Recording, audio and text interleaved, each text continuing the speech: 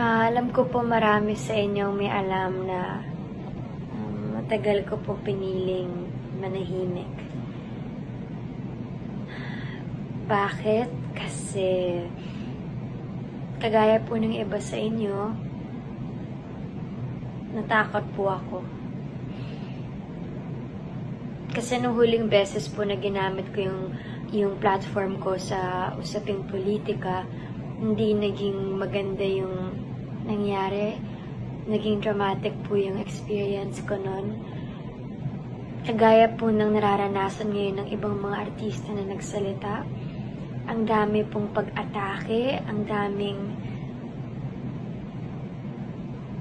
daming sinabi, hindi lang sa akin, pero pati pamilya ko.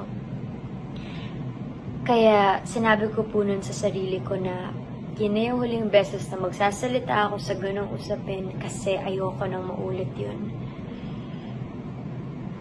Pero ngayon, dito po ako kasi pakiramdam ko pakiramdam ko kahit wala man kasiguraduhan na marinig to, at least may ginawa ako.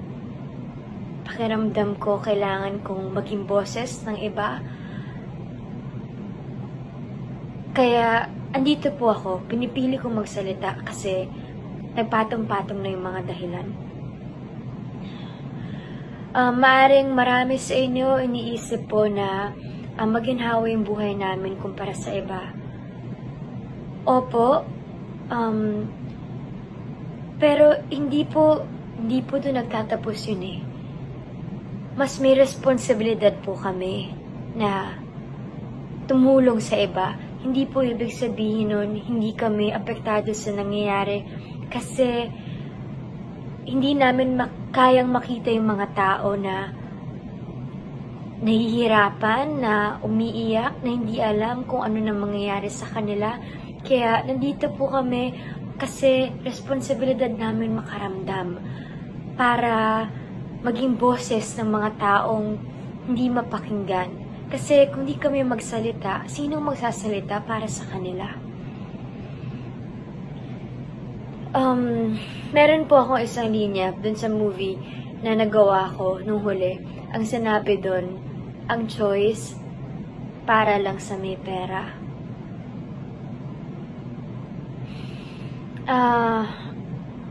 Nung isang buwan po akong namuhay kasama yung mga OFW sa Hong Kong, dun ko po napatunayan at dun ko lalong nakita kung gaano kahirap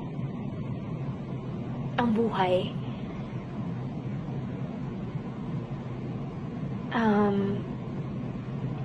Kaya nakakalungkot man isipin, totoo yung sinabi nila na ang choice hindi para sa lahat. Hindi lahat kasing swerte natin, nakakalungkot yun.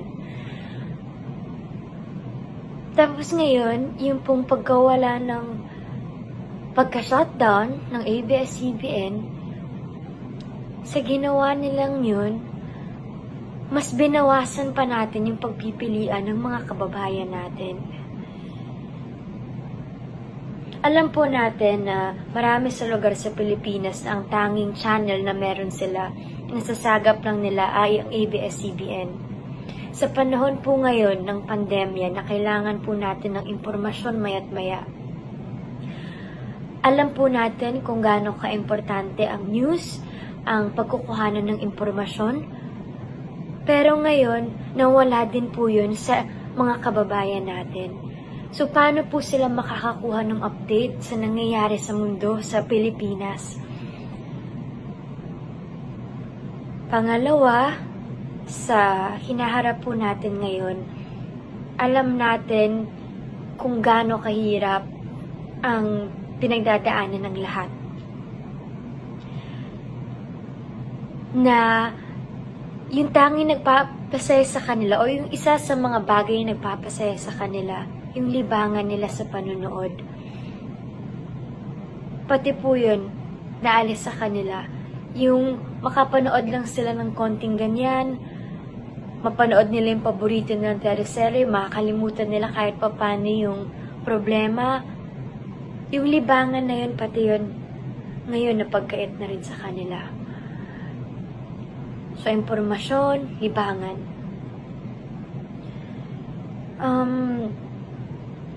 Ito yung panahon po na dapat wala tayong mapag-iwanan na Pilipino. Ito yung panahon na dapat magtulong-tulong tayo. Kaya nananawagan ako sa mga tao na may access sa impormasyon. Sana alamin natin kung ano yung nangyayari. Alamin natin kung bakit namin pinaglalaban to, kung bakit paulit-ulit namin sinasabi na walang nilabag na batas ang ABS. Tulungan nyo kami na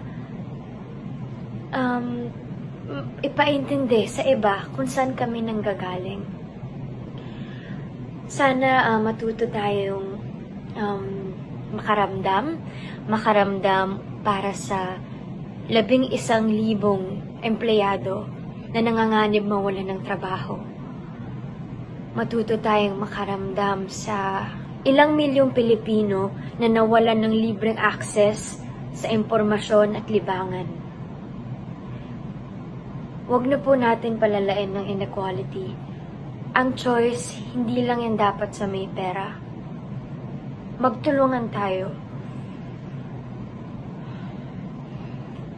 Ngayon po, baka sinasabi niyo na pinipili namin magsalita kasi pangalawang tahanan na namin yung apektado. Pero hindi lang po kasi yun yung issue. Una, issue din po ito ng labor issue. Kasi ilang libong empleyado yung nawalan ng trabaho kahit na wala naman silang nilabag na batas. Issue din po ito ng public health. Kasi yung impormasyon na pinagkukunan nila para protektahan yung mga sarili nila nawala. At lastly, issue din po ito ng press freedom. Kasi nawalan sila ng paraan para magpahayag. Kaya nananawagan po ako sa mga kinaukulan na sana bigyan natin ng atensyon yung mas kailangan, yung pong mas makakabuti para sa nakakarami. Tayo mga Pilipino, sana matuto tayong manindigan sa kung anong tama. Sana magamit natin yung boses natin para mapahayag ng responsable kung ano yung mga saloobin natin.